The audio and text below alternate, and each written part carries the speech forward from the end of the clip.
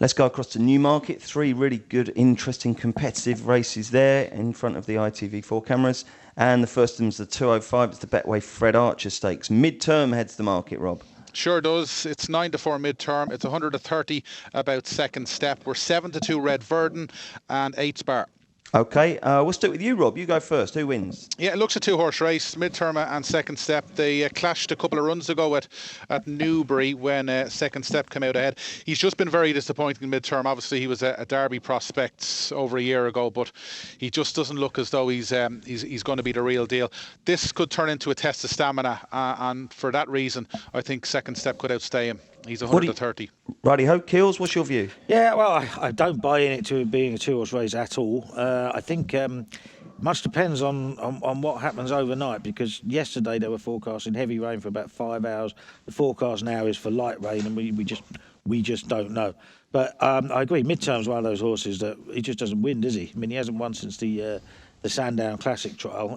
He doesn't look entirely in love with the game for me. And second step is penalised. You're not going to find it easy. 2 I like. First of all, Red Verdon. Now, Red Verdon ran 6th in the Derby last year. He started doing all his improving early last year when he got a bit of cut in the ground, and he hasn't had any since. I don't think he's been running that bad. He was 7th in the Coronation Cup. I found a bit of trouble. Wouldn't have been much closer.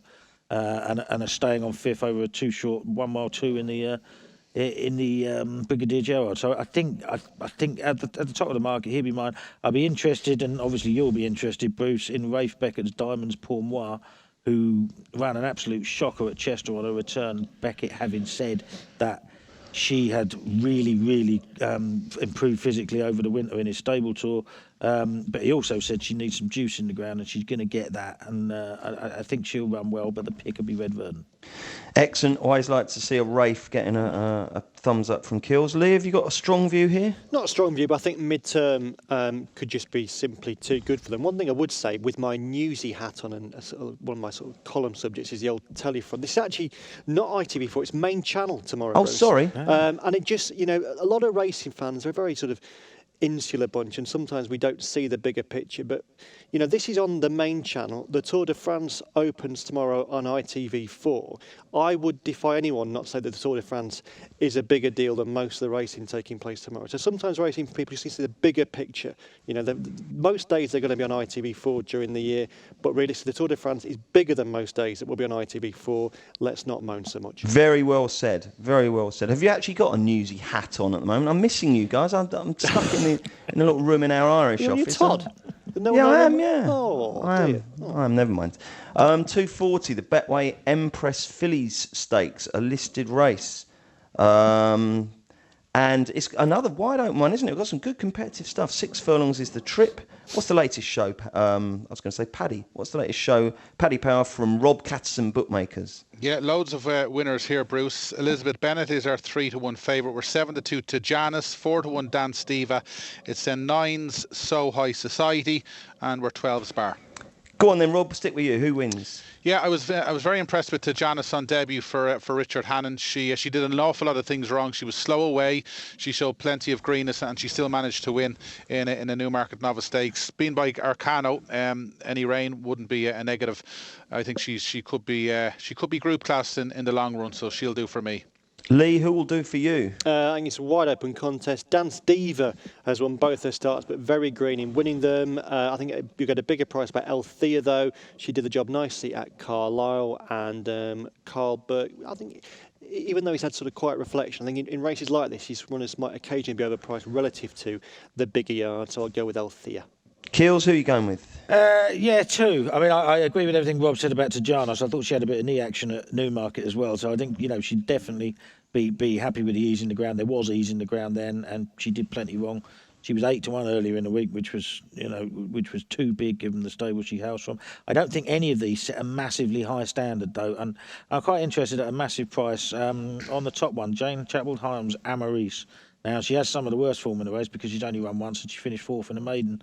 But that was a good maiden. That was the maiden won by the Godolphin's 2.6 million Colt Glorious Forever. And the third was a filly called Take Me With You, who won her side in the Albany. And that was the one that Jeremy Nazida was moaning about the watering afterwards because she won her side quite well, but finished only 3rd in the Albany. And she was only half a length down on her at 150 to 1. I think she's still about 25s now, having been 66 earlier in the week. I think she's fairly interesting at a price. Knee action, get you. When have you started giving a toss about knee action? Yeah, I do. You have to pay a little bit of attention when it comes to the ground. Oh, fair enough. 3:15, the Betway Criterion Stakes, 7 furlongs, Group 3, and another one. Really competitive stuff from Newmarket. Rob, how do you bet? Yeah, it's a good Group 3. We're 11-4 about Breton Rock, 7-2 Thick-Riat, 9-2 Home of the Brave, 6 is Richard Pankhurst, and 8's Bar. Good Saturday this, Lee, isn't it? Yeah. Got some really decent races, haven't we? Yep. You kick off then. Who wins, Lee? Well, this is a race that one of my favourite horses of all time, Zilzal, cantered home in 1989. No Zilzals in this one, but I think a horse that ran in the race at Zilzal won en route to this race is Winning Ways. He ran in the Jersey last week. He's one of my many losing bets at Ascot. It was a painful... it was horrible, wasn't it? Yeah, I mean, without Caravaggio in September, I would have been in horrible trouble. Basically, I was without Caravaggio in September. It was just absolutely hideous. It was great difficult. racing, but it was great racing, but financially it was troublesome. Winning Ways, I thought it was really impressive in a hot Ascot handicap the race before the Jersey. I think it's interesting that after what was at face value a disappointing effort in the Jersey, that Jeremy Seeders bringing him out again quite quickly, and I'll probably lose a bit more on him tomorrow. Keels. Yeah, I'm already in a bit of a mess with this race, to be honest, because at the start of the week I was doing the Weekender and I looked at it and I thought, well, 3-1 Home of the Brave is massive. It's fast ground. There is some rain forecast, but they won't get that much. And then, of course, when I got up on Wednesday morning, the Newmarket had 3 inches of rain, virtually, which changed it. And he went out from 3s to about 6s.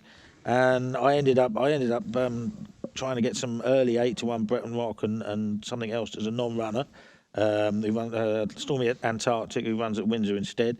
And now, is there any way out of this mess for you? Well, if it doesn't rain overnight, then the ground will be nearly good, and Home of the Brave becomes very interesting again because I think he's the best horse in the race. He hacked up. He hacked up on his return. He's got, he is just a 7 furlong front runner. He'll get the run of the race. But it depends. If there's lots of rain and it goes soft, I wouldn't fancy him at all. So it's one of those. I think Ibn Malik is quite interesting coming back. He won first time out last season in the European Free Handicap. Went off only 5-1 to beat the Tin Man in a sprint race at Newbury. After that, lost his form, but he has won first time out, first 2 seasons to run, and still in the same ownership. He'd be quite interesting at a price. Okay, I think I understood all that. No, whatever happens, I've just done it in, and it's one of those. You can have another bet, and then something else will win. But Kills, that's what's brilliant about you. When you're in, I've never known a punter like Paul Keeley. When his back's to the wall, he just goes for it one last time, and it all comes right. He's an absolute miracle, one of these man. days, mate, it won't happen.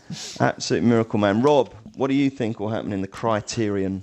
Yeah, at the price, I thought Home of the Brave was the one who stood out. His only blot in his copybook was in the Breeders' Cup Sprint last November. He's been very, very consistent. He's won on good to soft and good to yielding, so the current ground are even... He's just better on fast ground. No, I agree, He does handle it. It does, yeah. I just thought, pretty much for most of the reasons Paul said, I thought he was the bet. Okay, well, he gave about 75 different reasons, all conflicting with each other. All right, but I'll back that anyway.